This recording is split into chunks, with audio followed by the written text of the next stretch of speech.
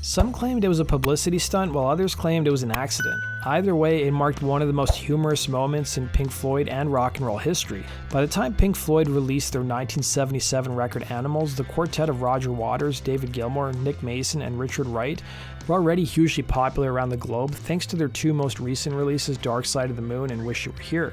When it came time to shoot the cover for their record Animals, the unexpected happened, and that's what we're going to explore in today's video.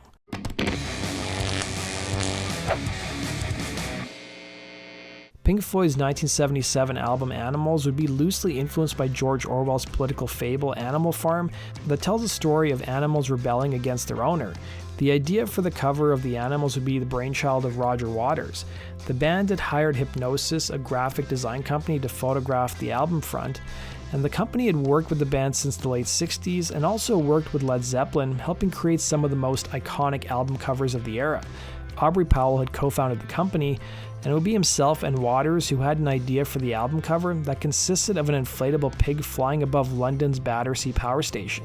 The pig would be named Algie, with Waters telling Rolling Stone, "I'd always loved the Battersea Power Station just as a piece of architecture. I thought it had some good symbolic connections with Pink Floyd as it was at that point. One, I thought it was a power station, that's pretty obvious, and two, that it had 4 legs. If you inverted it, it was like a table and there were 4 bits to it representing the 4 members of the band." Powell would recall Waters coming up with the idea, telling an interviewer, "Roger Waters called up one day and said, 'I'm thinking of doing something with the Battersea Power Station.' He lived close and could see it from his window. At that time, it was still full working order with steam coming out from the chimneys. The band had just had an inflatable pig built for a tour, and Roger and I both looked up at the station and said, 'Let's fly the pig between the chimneys,' just like that," he'd recall. The band would enlist a German company who made Zeppelins back in the 1920s to help build the pig. And while their idea looked good on paper, it was the execution of the photo shoot that didn't go quite as planned. The shoot was scheduled to take place over the course of 3 days in December of 1976 using a 30-foot inflatable pig. According to Live for Music, the initial preparation seemed pretty good as the plan was to have a marksman take out the pig in case it flew away. Despite the poor weather on the first day, which consisted of heavy winds, the pig was taking too long to inflate and couldn't get airborne, and the crew decided not to bring the marksman, thinking there wasn't a need for one. It was during this time a few images were shot, and on the second day, which was December 3rd, 1976, saw more bad weather follow, and no one thought to call the marksman, but this time the moorings holding the pig to one of the chimneys broke away due to the strong winds. It resulted in many onlookers calling the police to report what they were witnessing. While police helicopters and the Air Force jets tried to locate the pig, it would fly too close to Heathrow Airport, coming into the space of flight paths. Several pilots would radio to Heathrow that they witnessed an inflatable pig pass their windows, and it resulted in the Civic Aviation Authority grounding all flights and notifying those already in the air to be on the lookout for the pig. The band would end up calling radio stations asking listeners to be on the lookout for the pig and provided a phone number to call in case it had been spotted.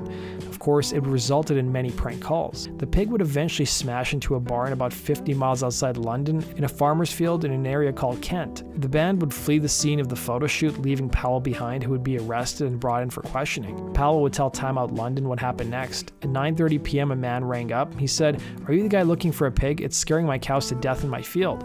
Powell got the farmer's details along with some roadies and the police, and they headed out to the field to recover the inflatable pig. Surprisingly, its journey across London and the surrounding areas had left it unscathed. Despite the unfortunate incident, the band tried to reshoot the cover, with Powell telling an interviewer, "Battersea let us come back, but we had to take a sharpshooter in case it flew off again. The day we finally shot it, the sky wasn't as impressive as it had been, so I added the pig to the photo from the first day. It's actually a completely faked photograph," he'd recall. Despite the unfortunate incident, it proved to be a great publicity stunt for the album, which came out the following month, and the pig would also go out on tour with the band. To celebrate the reissue of the album in 2011, a replica of the pig would float between the chimneys of the same power station. As for the Battersea Power Station, it would cease operations in 1983 and has appeared in both films and television shoots. Following this decommissioning, efforts were made to redevelop the property into an amusement park and a soccer stadium, but those would fall through.